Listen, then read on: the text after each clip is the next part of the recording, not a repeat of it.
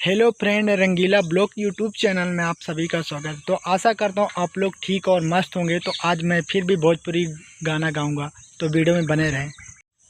ए सुना सुना ये हसीना, मन लगाता कहीना, मुश्किल भाईल बाजीना, ये रानी तोहरा बिना।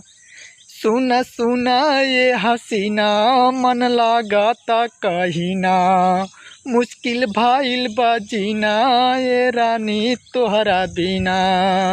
रात भर सूता तनी फोटो तो लेके, मूड बिगाड़ देले बाड़ू चुम्मा देके, मूड बिगाड़ देलो बाड़ू चुम्मा देके। अखियों से प्यार होला, अखिया में रखीले, लौके लछन भर में एने ओने झाँकीले। अखियों से प्यार होला, अखियों में रखीले, लौके लछन भर में एने ओने झाँकीले।